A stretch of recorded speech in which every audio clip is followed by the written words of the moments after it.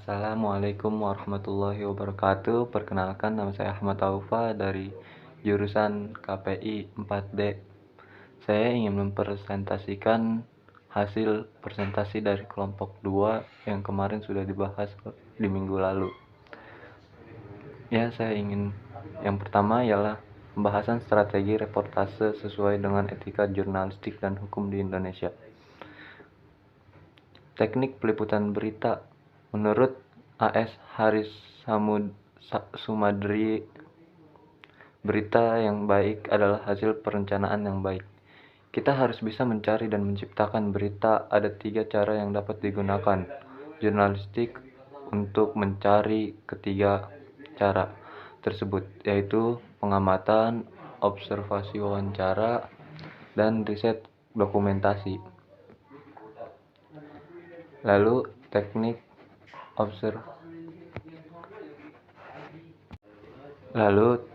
observasi.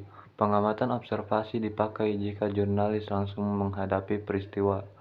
Jadi, ia secara fisik berada di tempat peristiwa terjadi dengan menggunakan ketajaman indrawinya untuk menangkap kesan. Jurnalis mengumpulkan semua fakta yang dapat dilihat, didengar, dibaui, diraba, dan dirasa. Selanjutnya ada teknik wawancara. Teknik wawancara digunakan untuk memperoleh fakta tentang apa yang dialami, apa yang dilihat, atau apa pendapat maupun harapan seseorang berkaitan dengan suatu peristiwa yang terjadi. Dan selanjutnya teknik riset dan dokumentasi. Riset dokumentasi dipakai untuk mendapatkan fakta tertulis, baik berupa angka, jumlah, besaran, baik dalam bentuk fabel ataupun tidak, bahkan diagram atau teks tulisan surat perjanjian, surat keputusan, dan lain-lainnya. Teknik penulisan berita. Penulisan berita memerlukan teknik tertentu agar menghasilkan berita yang efektif dan efisien, sehingga dalam penulisan dibuat rumusan yang dapat digunakan oleh jurnalis. Berita yang baik dituliskan berdasarkan struktur penulisan berita.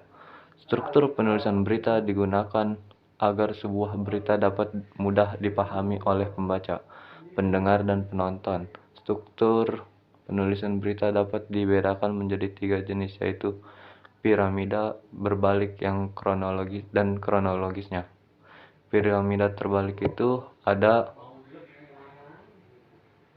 loads. Yang pertama ialah loads, knock, body, dan body lanjutan.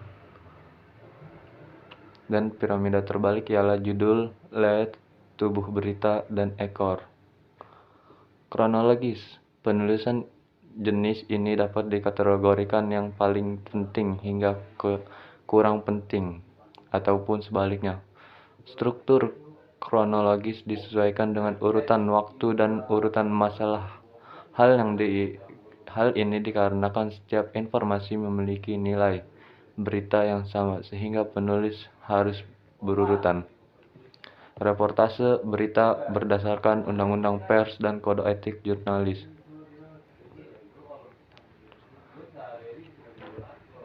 Untuk menjaga praktik pers yang bebas dan bertanggung jawab dalam menjalankan tugasnya, seorang jurnalis berkewajiban untuk menaati kode etik jurnalis, sehingga peliputan berita yang dilakukan jurnalis benar-benar sesuai dengan aturan dan etika profesi jurnalis. Hal tersebut tercantum dalam Undang-Undang Nomor 40 Tahun 1999 tentang Pers Pasal 7 Ayat 2. Wartawan adalah profesi yang memiliki dan harus menaati kode etik jurnalis.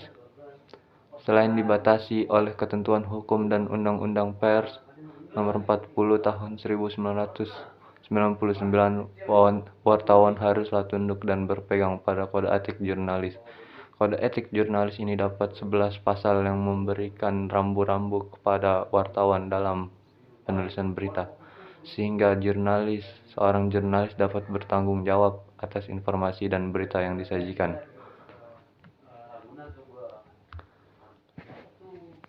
Independen, akurat, berimbang, dan tidak itikat buruk, independen tanpa campur tangan paksaan dan intervensi dari pihak lain, termasuk pemilik perusahaan pers.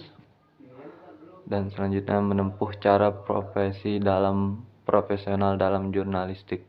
Profesional misalnya tak melakukan plagiarisme serta menghasilkan berita yang faktual dan jelas sumbernya.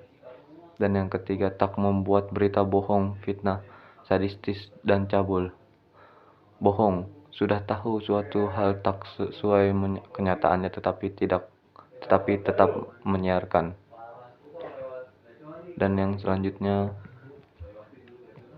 ialah 5 dari 11 kode pasal etik jurnalistik. 6 ringkasan pasal lainnya mengakui informasi berimbing, tak mencampurkan fakta dan opini yang menghakimi, merahasiakan identitas korban kejahatan susila dan tak menyebutkan identitas anak pelaku kejahatan, memiliki hak tolak untuk melindungi narasumber, menghargai embargo info latar dan off the court, tak menyiarkan berita berdasarkan prasangka diskriminasi dan atas dasar perbedaan suku, ras, warna kulit, agama, jenis kelamin, dan lainnya.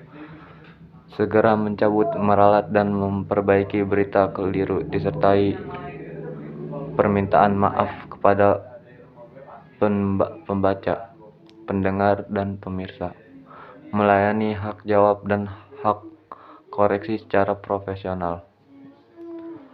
Tak menyalahgunakan profesi dan tak menerima suap.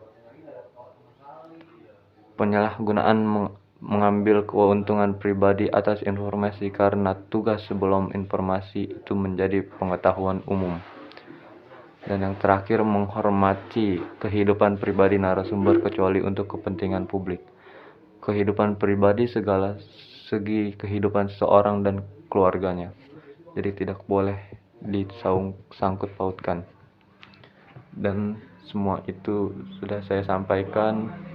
Selanjutnya saya ingin undur diri. Terima kasih atas pendengar.